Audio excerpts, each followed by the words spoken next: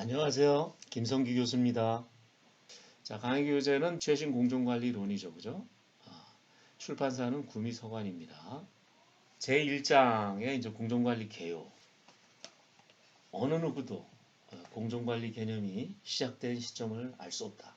다만 몇몇의 선사시대 사람들이 사냥을 나갔다가 숲이나 땅 위에서 웅크려 밤을 지새우기보다 해가 저물기 전까지 그들이 가족이 있는 동굴로 돌아가기로 결정했을 것이며 아마 집으로 돌아가는 적당한 때를 해가 저무는 시점으로 선택했을 것이다. 그리고 그들은 그 시점을 고려해서 동료와 하루 일정을 의논했을 것이고 그 일정에 따라 그들의 활동을 계획하고 실행했을 것이다. 이게 해리스 교수님이 쓴 책 Precedence and Error Networking Technique for Construction이라는 책의 시작에 이 얘기가 나옵니다. 그러니까 해리스 교수님이 말씀하시는 게 맞는지 틀린지 몰라요. 그런데 해리스 교수님이 말씀하시는 건 뭐냐면 공정관리라는 건 현대 시대에 들어와서 만들어진 개념이 아니고 인류의 추전과 동시에 태동했을 것이라고 추정하는 거다. 공정관리라는 건 시간관리라는 거거든요. 타임 매니지먼트라는 거예요. 일정을 잡는 거예요. 일정을. 여러분들도 아마 매번 일정을 잡을 겁니다. 오늘은 뭐 아침 몇 시에 일어나가지고 뭐 어떻게 세수를 하고 첫째 과목을 끝난 다음에 어떻게 하고 뭐 쭉 스케줄을 잡을 거예요. 하루 일정 또는 뭐 일주일의 일정 또는 뭐 한 달의 일정을 여러분들 잡을 겁니다. 개인의 일정을. 이게 바로 시간 관리고 이걸 좀 더 체계적으로 하는 게 공정 관리거든요. 이 시간 관리라는 개념은 현대 산업 사회에서 만들어진 게 아니고 그대로부터 공정 관리는 시작됐다라고 해리스 교수님은 말씀을 하고 있죠. 나는 그분이 그런 말 한 거에 대해서 충분히 이해가 가요.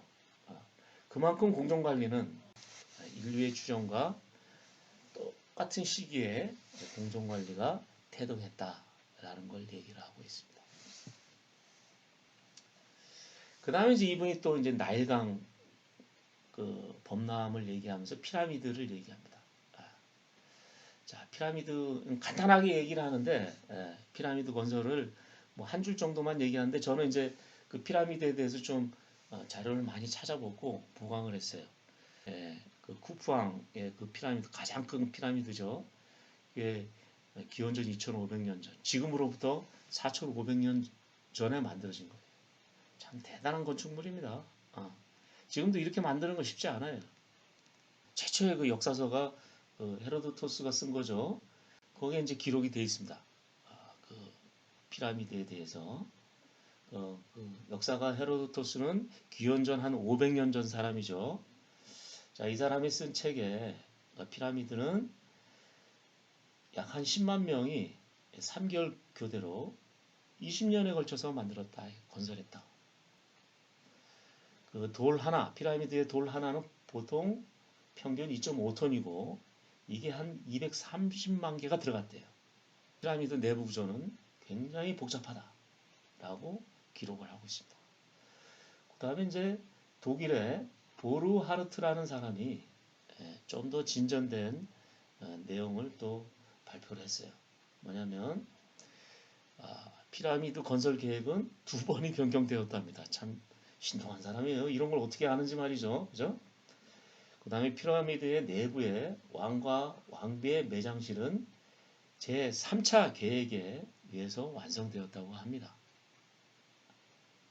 이런 걸 어떻게 알아냈는지 참 신기하죠. 아마 그 파피루스에 기록이 다 있을 거예요. 자, 그래서 피라미드에 필요한 그 석재는 뗏목으로 저 룩소르 그 나일강의 그 남쪽, 그죠? 남쪽 그 룩소르에서 그 캐가지고 그 나일강을 통해서 이제 운반했고, 자, 공사를 위해서 이제 도로도 만들고 또 피라미드를 쌓기 위해서 측면에 이제 경사로도 만들고 지뢰나 굴림대로 인력에 의해서만 작업을 했다고 합니다. 이러한 거대한 구조물을 자 20년에 만든다는 거 지금도 아마 쉽지가 않을 거예요. 현대 기술로도 쉽지가 않을 겁니다. 자 이러한 거대한 건축물을 보면 고대인들도 분명히 뭔가 계획을 했을 거다. 물론 보르하르트가 3차에 걸친 계획을 했다고 이렇게 얘기를 하고 있습니다만 나일강의 범람 시기라든가 노무 인력이나 자재를 조달하는 시점, 그 다음에 피라미드를 건조하는 과정에서 복잡한 그 내부 공사 간의 시점 관리, 언제 중간 내부에 보면 돈을 쌓다가 보면 무슨 뭐 경사로도 만들어야 되고 왕의 그 묘실도 만들어야 되고 왕비의 묘실도 만들어야 되고 또 보물을 갖다 놓는 그런 방도 만들어야 되고 그걸 쌓는 과정에서 그걸 만들어야 되잖아요, 그죠?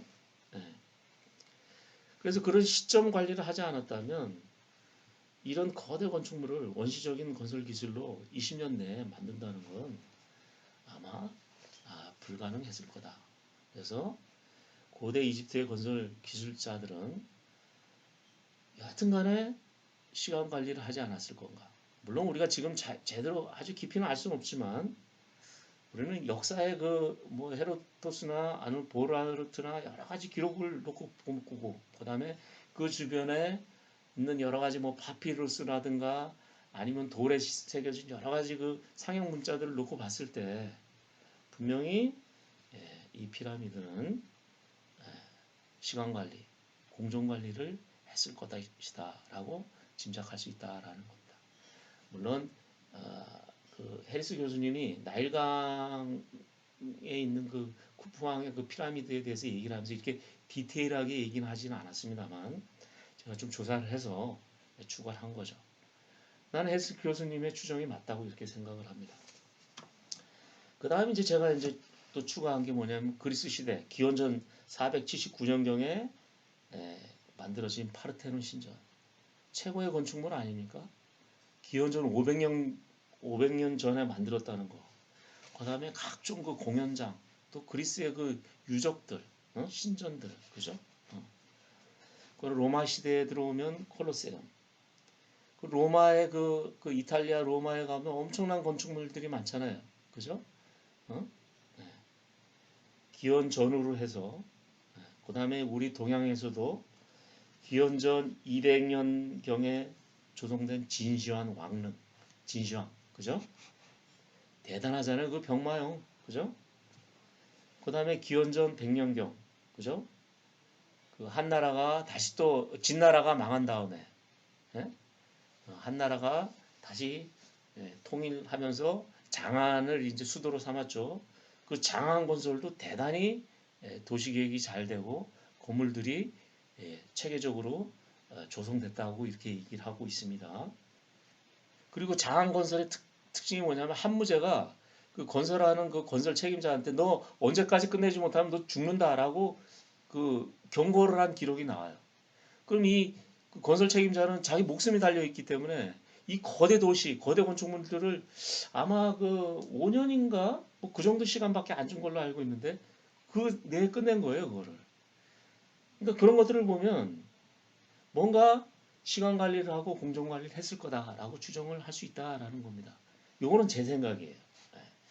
그러니까 우리 해리스 교수님은 피라미드를 얘기하고 있지만 나는 더 나가서 그리스나 로마의 건축물 또 중국의 고대 건축물들 또 우리나라로 들어오면 삼국시대부터 조선시대까지 불국사, 석굴암 뭐 많잖아요. 뭐 건물들 보면 무량수전 뭐 특히 뭐 사찰 같은 건물들도 많고 예. 그다음에 뭐 그 조선시대에 들어오면은 그 수원 화성 이거 정조 때 그죠? 만든 건물 이거는 기록으로 다 남아 있어요. 그다음에 경복궁 경복궁도 대원군이 시간을 정해 줘가지고 그것도 만든 겁니다. 자 이런 것들을 보면 분명히 뭔가 시간을 정했을 거다. 충분히 시간 관리를 했을 거다라는 게 추정이 가능한 겁니다. 자 파르테논 신전, 그다음에 콜로세움 병마용, 그다음에 여기 한무제의 그 장안, 그다음 우리나라도 보면 불국사라든가 석굴암, 뭐 수원, 화성 뭐 이런 것들 만들었는데 이 시간 관리를 하지 않았을 거냐? 시간 관리를 하지 않았으면 그걸 할 수가 없을 거다라고 충분히 우리가 유추할 수가 있습니다. 자, 산업혁명이라는 거는 중세 시대에서 이제 근세 시대로 넘어가는 아주 그 혁명적인 시기죠.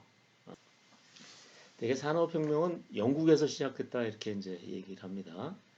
영국에서 대량 생산이 이제 가능하게 되고 그 대량 생산된 물건을 유통하고 판매하면서 경제관념이 생기게 되는 시기죠. 산업혁명은 대단히 중요한 시점입니다. 그런 건축물들을 그 중세시대에는 봉건사에서는 어떻게 지어졌느냐? 경제관념이 아니고 왕이나 그 영주, 귀족들이 필요에 따라서 마음대로 이제 사람도 그냥 강제로 집어넣고 자재 같은 것도 탈취하다시피 해가지고 예, 하고 물론 이제 시간 관리는 했겠지만은 경제관념은 없었다 이게. 그러니까 시간 관리가 뭐 그렇게 타이트하지는 않았겠죠. 아무래도. 근데 이제 산업혁명 시대에 들어오면 이제 얘기가 달라지는 거죠. 이게 시간이 돈이 되는 겁니다. Time is money. 빨리 지어서 빨리 수익을 내야 되는 겁니다. 뭐 건물이라든지 뭐 제품을 만드는 것도 마찬가지예요. 빨리 많이 만들어서 팔아서 수익을 내는 게 중요한 겁니다. 그게 바로 산업혁명 시대였죠. 근데 그때만 하더라도 이제 공정관리라는 게 아직 산업혁명 시대가 들어왔지만은 공정관리라는 게 이론적으로 체계가 이제 확립되지 않았기 때문에 그 건설 과정이 철저하게 관리되진 않았어요. 그럼에도 불구하고 봉건시대의 군주나 영주의 명령에 의해서 관리되는 것보다는 훨씬 타이트하게 관리가 됐었다. 그래서 그 산업혁명 시대에 이제 그 공정관리한 기록들은 많이 남아 있습니다. 대부분 이제 수기로 수첩 형태를 띄는 거죠. 수첩에다가 몇 월 며칠 날 뭐 기초공사가 시작된다. 몇 월 며칠 날뭐 터파기 공사가 시작된다. 뭐 이런 식으로 수첩에다 이제 날짜와 그 날짜에 발생됐던 사건들을 정리하는 정도의 그런 공정관리를 한 걸로 우리가 알고 있습니다. 그래서 이제 산업혁명 시대에는 중세시대, 봉건시대보다는 조금 철저하게 공정을 관리했지만 아직은 이론적으로 체계가 확립되지 않은 그런 상태였다라는 거죠. 자, 그러다가 이제 1914년도에 1차 세계대전이 벌어졌습니다. 그죠? 그 1차 세계대전 4년 정도 걸렸죠. 4년. 결국은 이제 독일, 오스트리아 이 연합군이 프랑스, 뭐 영국, 미국 이런 그 연합군한테 이제 패배를 하게 됩니다만 이 1차 세계대전 아마 역사상 가장 잔인한 전쟁 중에 하나입니다. 그 당시에 1차 세계대전에 참전했던 미 육군 중위 헨리 간트가 바차트 공정관리 기법이라는 걸 제안을 했습니다. 지금도 바차트 공정표를 많이 쓰죠. 지금 뭐 우리가 흔히 이제 간트 차트라고도 이렇게 얘기하는데 작업의 시작과 끝을 이제 바로 이렇게 표시하는 겁니다. 그죠? 바의 시작이 그 액티비티의 시작점이고 바의 끝이 그 액티비티의 끝나는 점입니다. 자, 이거는 어떻게 보면 수기로 우리가 공정관리 하던 거를 그림으로 표시한 거에 불과해요. 그죠? 수첩에 적던 수첩에 날짜를 적고 그 날에 일어났던 일들을 그림으로 표시한 거죠. 이게 지금까지도 사용을 하고 있고 또 가장 보편적으로 적용되는 공정관리 기법입니다. 굉장히 보기 쉽고 이해하기 쉽고 그죠? 딱 보면 알아요. 어떤 액티비티 이거 시작이 언제고 끝이 언제다 라는 걸 알 수가 있는 거죠. 그래서 그 이후에 이제 지어졌던 뭐 엠파이어 스테이트 빌딩이라든가 아니면 뭐그 맨하탄에 있는 그 현수교들 뭐 이런 것들 아주 그 대형 그 빌딩 또는 대형 그 토목 구조물들이 이 바차트 공정표에 의해서 관리가 된 거죠. 근데 이제 이 바차트 공정표의 단점이 뭐냐면 그 액티비티 간에 연결 관계가 표시가 되지 않아요. 그 때문에 이제 특정 액티비티가 뭔가 무슨 이유로 좀 문제가 생겼다. 그래서 딜레이가 된다 그러면 후속 작업들이 어떻게 영향을 받는지 알 수가 없습니다. 그래서 이제 1956년도에 미국의 그 주평사가 미국 내에 이제 각 그 주에다가 이제 그 화학 공장을 짓는데 그 건설을 어떻게 좀 체계적으로 관리를 할 필요가 있었어요.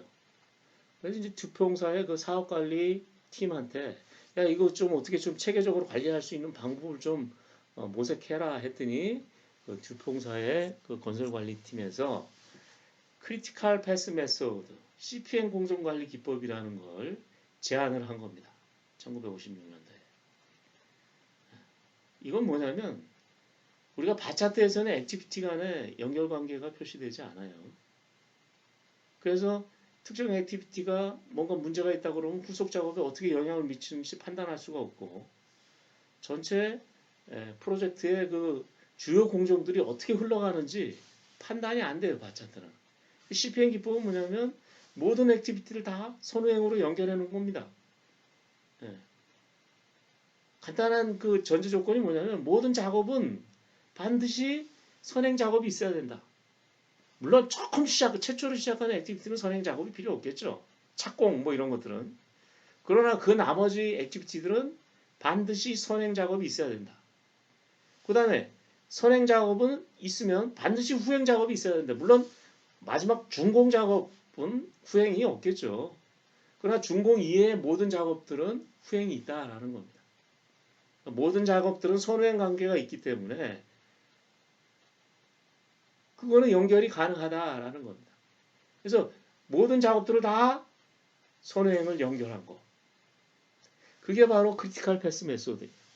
그 선후행을 연결했더니 특정 액티비티가 문제가 생기면 그 연결된 후속 액티비티들이 얼마나 영향을 받는지 우리가 쉽게 알 수가 있어요.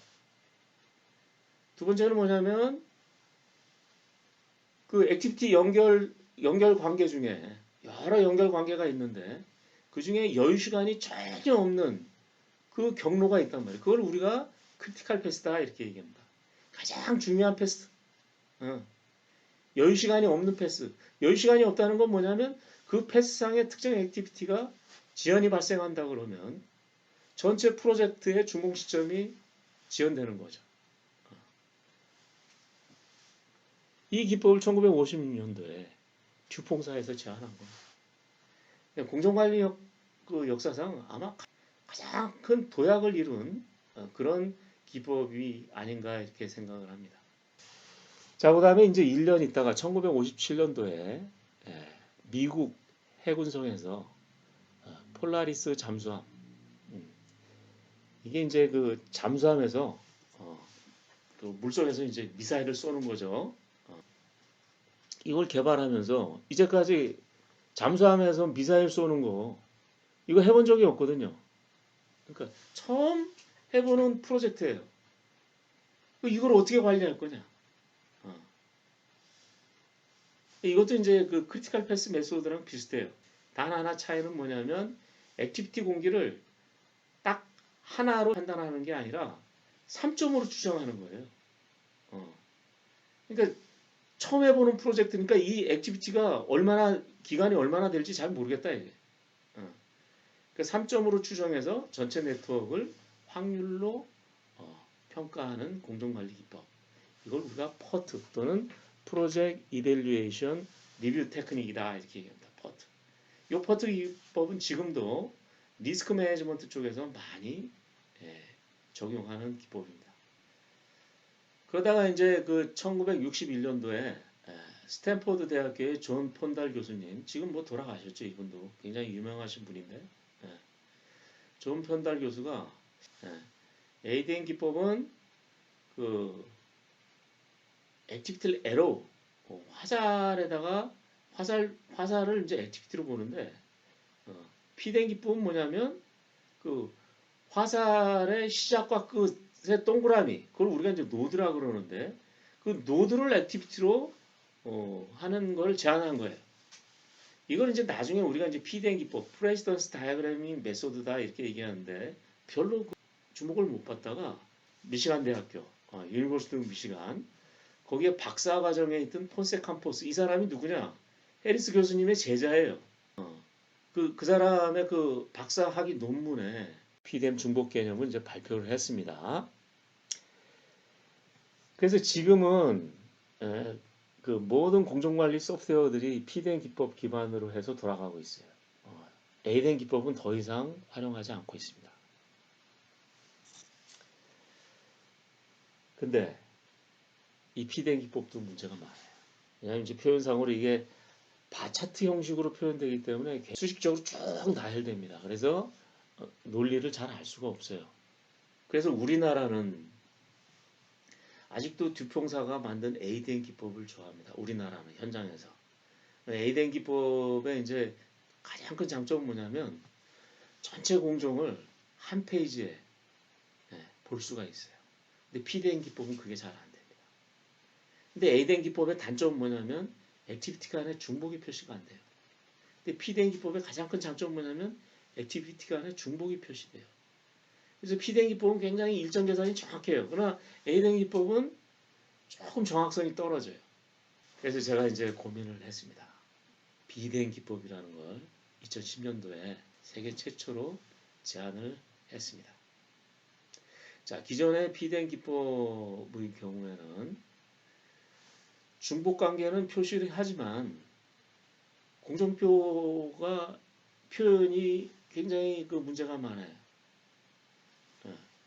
그 다음에 A된 기법은 공정표는 보기는 좋은데 공정표의 그 액티비티의 그 정확성을 보면 굉장히 떨어져요.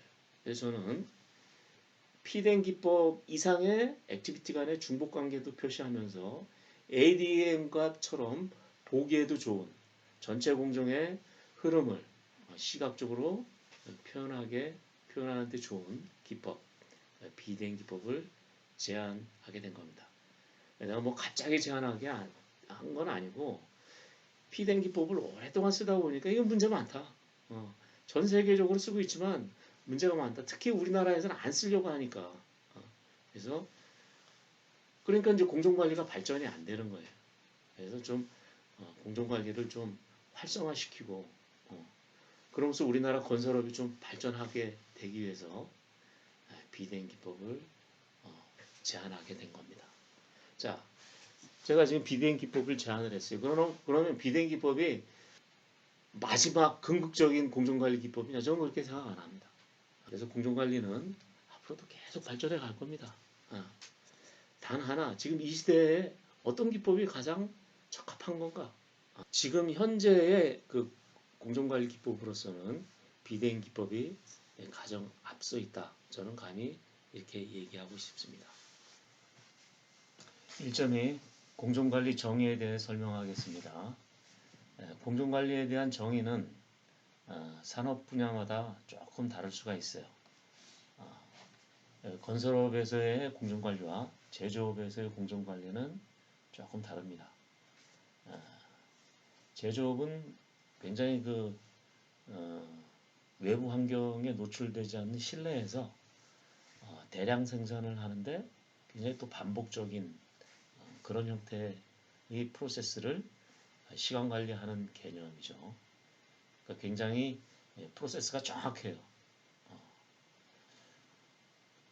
반면 이제 건설업은 외부 환경에서 이제 작업을 하기 때문에 여러 가지 그 환경적인 요인, 기타 무슨 뭐 민원, 뭐 법, 제도, 또 노무자나 장비의 생산성, 뭐 이런 것들이 굉장히 그 변수가 많습니다.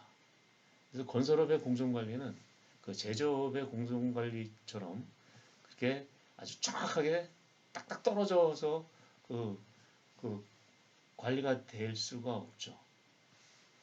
자, 그래서 우리가 이제 공정관리에 대해서 정의를 할 때 건설업의 공정관리는 제조업의 공정관리가 다르다. 그래서 제조업의 공정관리는 이제 산업공학이라는 분야에서 주로 다루는데 우리 건설업에서의 이제 공정관리는 CM이라는 분야에서 다루죠. 그래서 두 분야가 공정관리를 정의하는 것과 공정관리를 바라보는 개념이 조금 다르다라는 겁니다. 자, 이 책에서는 건설업 위주의 공정관리 정의에 대해서 알아보도록 하겠습니다. 제가 책에서는 지금 그 공정관리에 대한 의견을 대개 한 5가지 종류를 제가 좀 보여주고 있어요. 첫 번째가 이제 칼라한이라는 분이 쓴 책에서 공정관리를 뭐라고 얘기를 하냐면 공정관리는 프로젝트 활동 시점과 순서에 대해 판정하고 전체 완료 시간 내에 그들을 조합하는 것이다 이게. 그래서 이제 공정관리 과정은 굉장히 체계적이고 과학적이다라는 거죠. 어떻게 보면은 요거는 이제 그 건설 과정을 중점으로 이제 공정관리를 정의했다 이렇게 보면 되겠습니다. 시공 과정 중심의 공정관리 정의라는 거죠. 두 번째 이제 헌칭스라는 분이 공정관리에 대해서 이렇게 정의하고 있습니다. 공정관리라는 것은 프로젝트의 생산의 모든 작업들을 유심히 생각하는 과정인데 프로젝트를 그룹화하고 목록화하며 그래프화하는 것이다. 이것은 계획 단계 이후 이루어지며 각 작업들을 성취하기 위해 필요한 단계 그리고 그 단계들을 논리적인 생산 순서로 나열하는 것이다. 자, 헌칭스가 그 정의한 공정관리는 사업관리, 프로젝트 매니지먼트 관점에서 뭐 설계나 뭐 시공이나 나중에 그 유지관리 이런 쪽까지를 다 언급하는 것 같지만 헌칭스의 공정관리도 어떻게 보면 시공 계획 단계 이후 시공 단계에 대한 그 작업들의 논리적인 연결관계 그걸 좀 초점을 맞추고 있죠. 그다음에 이제 PM복 이게 이제 프로젝트 매니지먼트 바디 오브 날리지라 그래가지고 미국의 사업관리협회 프로젝트 매니지먼트 인스티튜트 거기서 이제 나오는 책인데 그 PM복은 굉장히 유명한 책이에요. 프로젝트 매니지먼트 분야 사업관리 분야에 거의 이제 성경 같은 바이블 같은 역할을 하는 그 책인데 거기서 이제 타임 매니지먼트에 대해서 어떻게 정의하냐면 이렇게 정의합니다. 타임 매니지먼트라는 건 사업관리 관점에서 정해진 사업 공기 내 품질을 확보하며 계획된 예산을 초과하지 않도록 사업과 관련된 모든 업무를 논리적이며 체계적으로 관리하는 활동이다. 그러니까 공정관리는 이제 프로젝트 매니지먼트 측면에서 보면서 그 품질과 원가를 아우르는 기능으로서의 공정관리를 보고 있는 거죠. 그러니까 위에 칼라한과 헌칭스의 정의보다는 굉장히 광범위한 관점에서 공정관리를 정의하고 있습니다.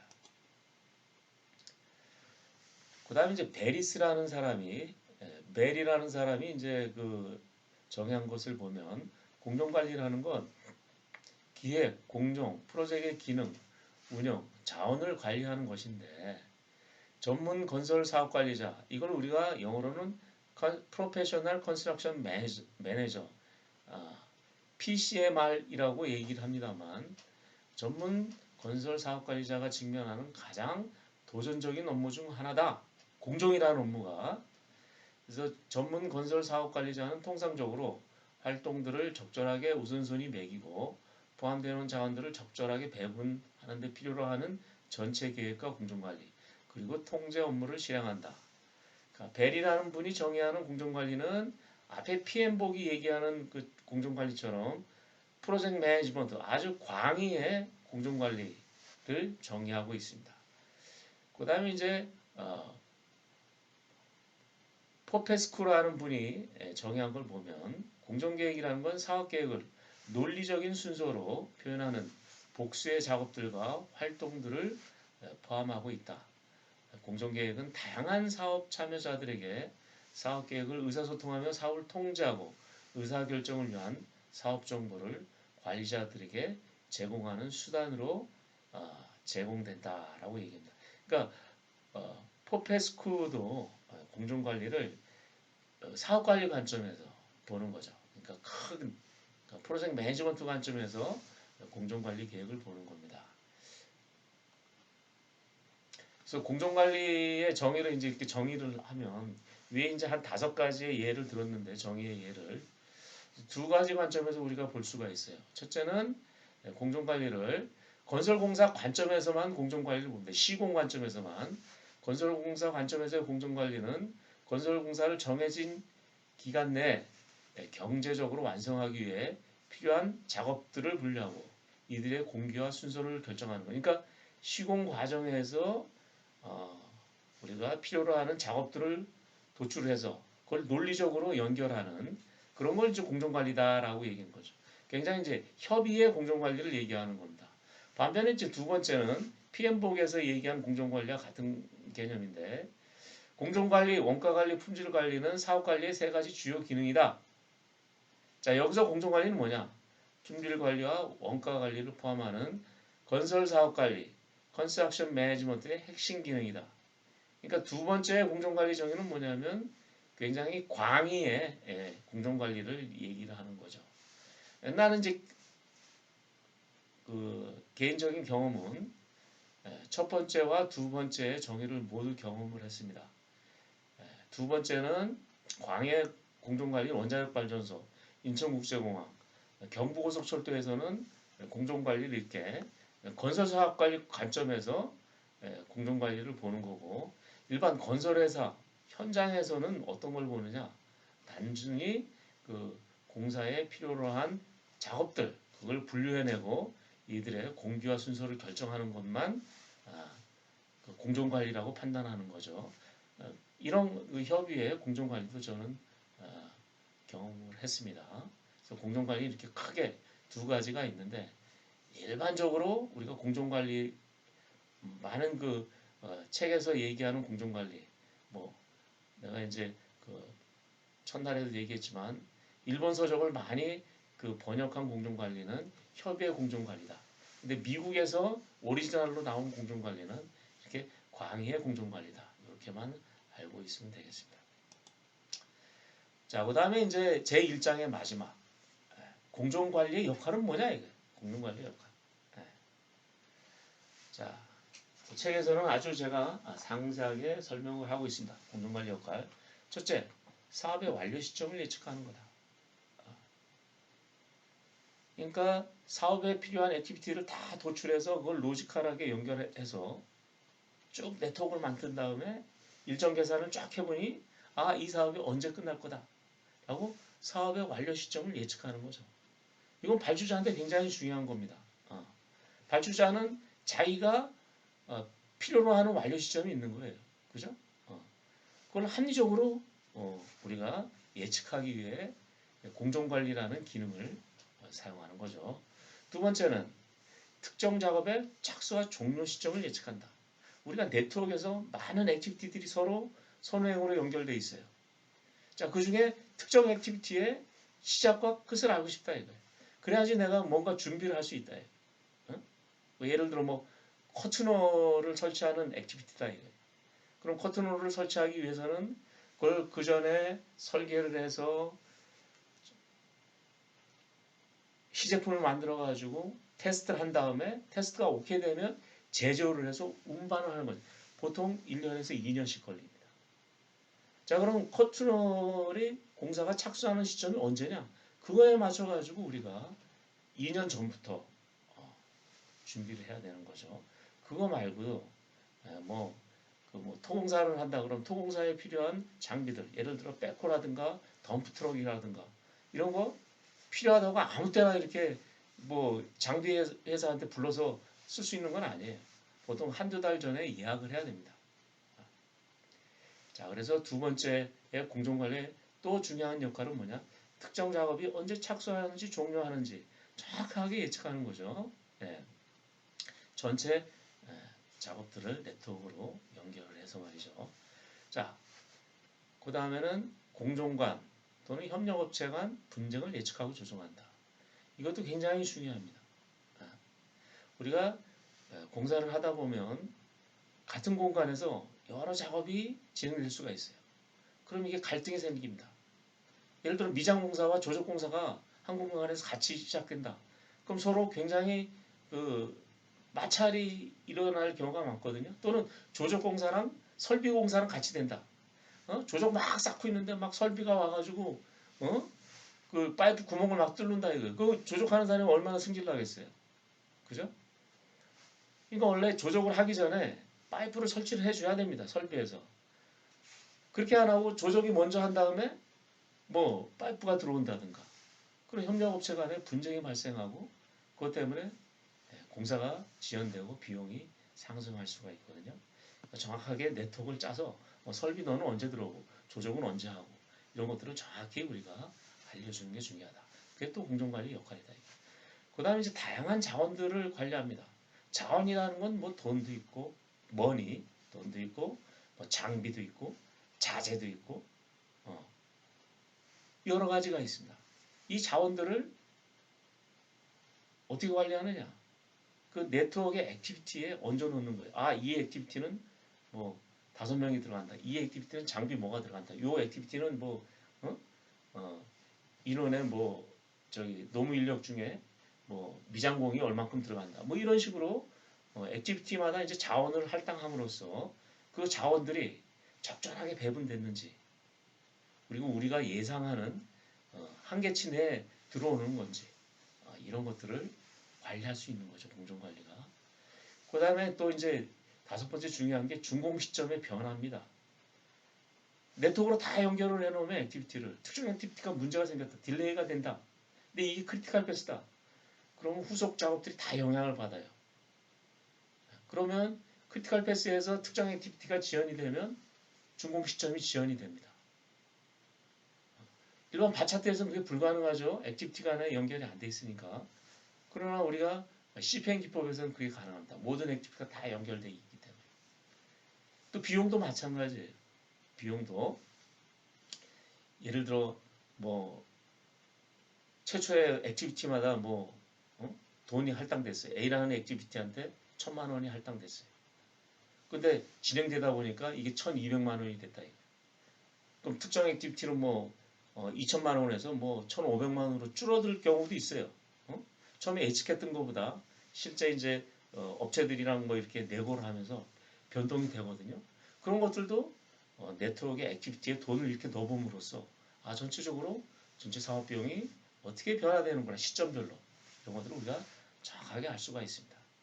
그 다음에 6번째는 사업의 진도를 기록하는 거예요. 자, 액티비티마다 계획이 있습니다. 계획 시작일이 있고 계획 종료일이 있어요. 그 액티비티의 실제 시작일이 언제고 실제 끝나는 날이 언제였다. 이렇게 기록으로 해놓으면 그게 사업 기록이 된다. 그 사업 기록이 굉장히 중요한 게 뭐냐면 맨 마지막 클레임 제기 또는 공기 현장에 활용될 수 있다 이거예요. 진도를 정확하게 실제 진도를 정확하게 기록해 놔야지 나중에 클레임을 제기할 수 있는 거예요. 클레임이라는 건 뭐냐? 당신이랑 나랑 계약을 했는데 당신이 계약을 위반해서 내가 손해를 봤다.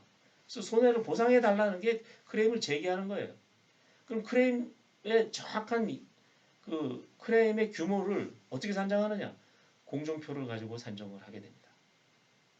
자, 그 다음에 공기 연장 같은 것도 공정표상에서 특정 액티비티 때문에 선행 액티비티 때문에 내가 손해를 봤다. 내가 지연됐다. 예를 들어 발주자가 당신들이 승인을 한 2주 정도 딜레이 시키는 바람에 내가 지연이 됐다. 이런 것들은 어디서 그 증명이 되느냐? 공정표에서 증명이 되는 겁니다. 그래서 발주자한테 좋다. 니들이 2주 이거 지금 지연돼 시킨 거 아니냐?